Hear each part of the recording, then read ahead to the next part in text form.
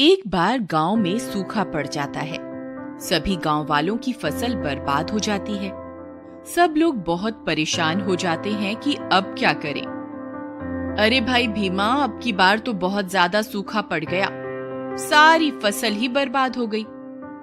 मैं तो बहुत कर्जे में आ गया हूँ। हाँ भाई नथु, मेरा हाल भी तुम्हारे जैसा ही है। जरूर हमारे गांव में किसी ने बहुत पाप किए होंगे, तभी भगवान उसी का बदला ले रहा है। मैंने सुना है साथ वाले गांव में एक बहुत प्रसिद्ध मंदिर है। चलो हम सब वहां जाकर भगवान से प्रार्थना करेंगे, क्या पता बारिश हो जाए। यही सोचकर वे सारे लोग मिलकर पास वाले गांव में भगवान के दर्शन और प्रार्थना करने जाते हैं। फिर अगले दिन जब वह वापस लौट रहे होते हैं तो उन्हें लौटने में देर हो जाती है और अंधेरा हो जाता है। उनकी गाड़ी घने डरावने जंगल से गुजरती है। सभी लोग बहुत डर जाते हैं। अरे भाई नथु, ये तो बहुत घना जंगल है, कहीं कोई भूत प्रेत ना मिल जाए रास्ते में। अरे यार भीमा, कोई भूत प्रेत नहीं होते, तू सबको डरा मत और चुपचाप बैठ जा। तभी उन्हें डरावनी डरावनी आवाजें सुनाई देती हैं। अरे भाई, मुझे तो बहुत डरावनी डरावनी आवाजें सुनाई दे रही हैं। मुझे लगता है आज जरूर हमारे साथ कुछ गलत होने वाला है। अरे भाई भीमा, तुम डरो मत, हम अभी तो भगवान के दर्शन करके आए हैं। कोई भूत प्रेत हमारा कुछ नहीं बिगाड़ सकता। तभी कुछ दूर जाने पर उनकी गाड़ी का पहिया एक पत्थर से टकराता है। अरे मर गए रे, लगता है भूतों ने हमला कर दिया, सब अपनी जान बचा के भागो। अरे यार भीमा, तेरा तो सिर्फ नाम ही भीमा है, असल में तो तू बहुत डरपोक है। देख, ये तो सिर्फ एक पत्थर था, हमारी गाड़ी के पहिए के नीचे आ गया था। फिर थोड़ी दूर जाने पर पहाड़ी से एक पत्थर लुढ़कता हुआ उनकी गाड़ी पर गिरता है। अरे मर गए रे, लगता है भूतों ने पहाड़ी से हमला किया है। ये भूत हमारे ऊपर पत्थर बरसा रहे हैं। नहीं भाई, ऐसा कुछ नहीं है, पहाड़ी से पत्थर अक्सर गिरते रहते हैं। तुम चुपचाप बैठो, ज्यादा शोर मत मचाओ। तुम्हारे शोर मचाने से भूत तो नहीं आएंगे, किंतु कोई जंगली जानवर आ गया तो वह जरूर हमें कच्चा ही खा जाएगा। नत्थु भाई, लगता है तुम ठीक कह रहे हो।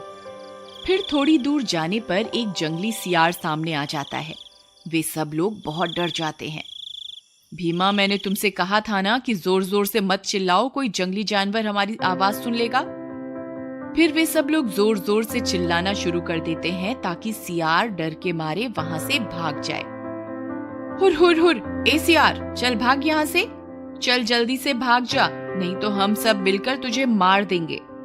सियार उनके चिल्लाने के डर से वहां से भाग जाता है। शुक्र है भगवान का, एक और मुसीबत टली। फिर थोड़ी दूर जाने पर तभी जोर जोर से बारिश शुरू हो जाती है। अरे वाह, लगता है भगवान ने हमारी सुन ली। देखा भीमा, मैंने कहा था ना, अगर हम भगवान से प्रार्थना करेंगे तो अवश्य ही बारिश कर देंगे। तभी एक बिजली कड़कती हुई उनकी गाड़ी के पास में आकर गिरती है। वे सब डर जाते हैं। भुवन भाई, बाल बाल बच गए। अगर ये बिजली हमारी गाड़ी पर गिर जाती तो सबका काम तमाम हो जाता। थोड़ी सी आगे बढ़ने पर फिर से कड़कती हुई बिजली उनकी गाड़ी के बिल्कुल नजदीक गिरती है। अरे मर गए रे, बाल बाल बच गए। भुवन भाई, लगता है भगवान कुछ ज्यादा ही प्रसन्न हो गए जो इतनी ज्यादा बारिश कर रहे हैं और साथ में कड़कती बिजली मुफ्त में बरसा रहे हैं। भीमा भाई, मुझे लगता है आज हमारे में से किसी की जिंदगी का आखिरी दिन है। तभी हर थोड़ी दूर जाने पर हमारे साथ कोई ना कोई हादसा हो रहा है। तभी एक और बिजली उनकी गाड़ी के पास आकर गिरती है। हे भगवान, मैंने तो कोई पाप नहीं किया, मुझे छोड़ दो, चाहे तो इन सबको अपने पास बुला लो।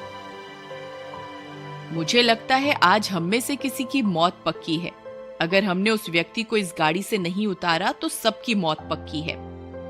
भाई, तुम बात तो सही कह रहे हो, लेकिन ये कैसे पता चलेगा कि किसकी वजह से ये सब हो रहा है। एक काम करते हैं, सभी बारी बारी से उस गाड़ी से उतरेंगे और सामने जो पेड़ लगा है उसे हाथ लगाकर वापस आएंगे। अगर उसकी मौत पक्की होगी तो बिजली अवश्य ही उसके ऊपर गिरेगी और बाकी सब बच जाएंगे।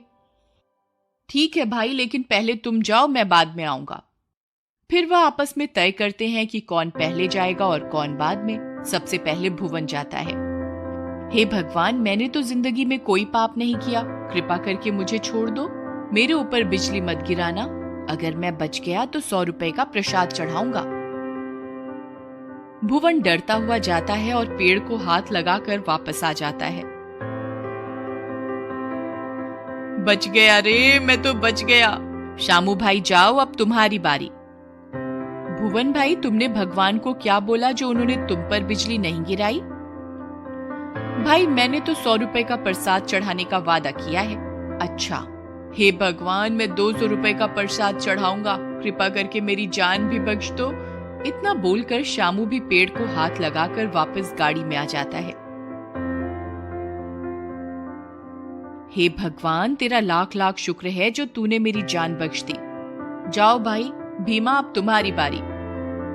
भीमा डर जाता है और सोचता है क्यों ना पहले नत्थू को भेज दूं, क्या पता इसके ऊपर ही बिजली गिर जाए। नहीं भाई भीमा, जो हमने आपस में तय किया था हम उसी हिसाब से चलेंगे। अगला नंबर तुम्हारा है, तुम ही जाओगे। भीमा डरते हुए, हे भगवान मेरी जान बख्श दो, मैं 500 रुपए का प्रसाद चढ़ाऊंगा, बस किसी तरह मेरी जान बख्श दो। भीमा भी उस पेड़ को हाथ लगाता है और कुछ नहीं होता और वह खुशी खुशी वापस आ जाता है। अरे भाई, मैं भी बच गया। अब सिर्फ नत्थू ही बचा था। सबको लग रहा था यही है जिसकी वजह से आज हम सब फंस गए हैं। नत्थू यह सोचकर उदास हो जाता है कि उसकी वजह से सबकी जान आज जोखिम में पड़ गई। वह पेड़ को हाथ लगाने के लिए चल देता है। हे भगवान, मैंने अपनी जिंदगी में कोई बुरा काम नहीं किया है, हमेशा मेहनत से रोजी रोटी कमाई है, कभी किसी के साथ कोई बुरा नहीं किया, कभी कोई छल कपट नहीं किया।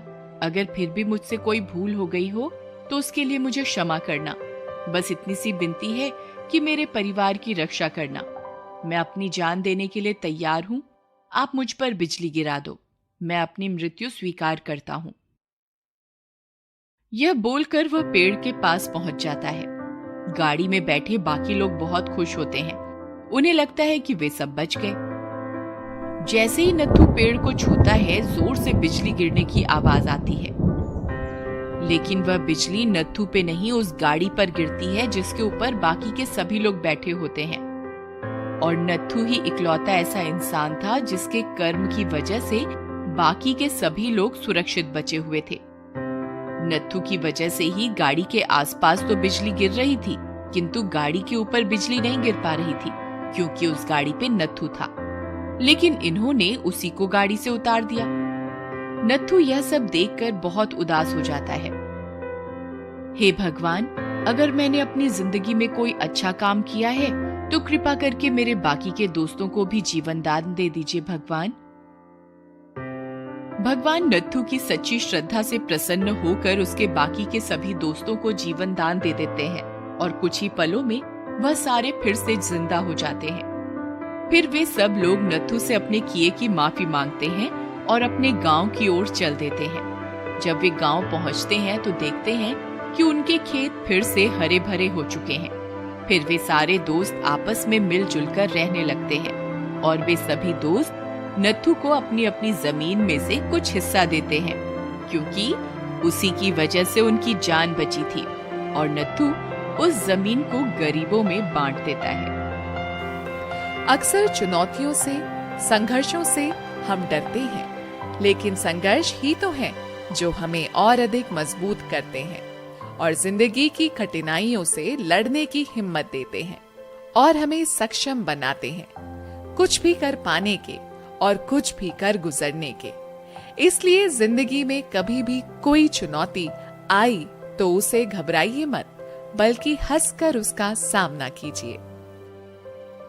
ये कहानी कहीं ना कहीं अगर आपके दिल को छुए तो प्लीज लाइक जरूर कीजिए।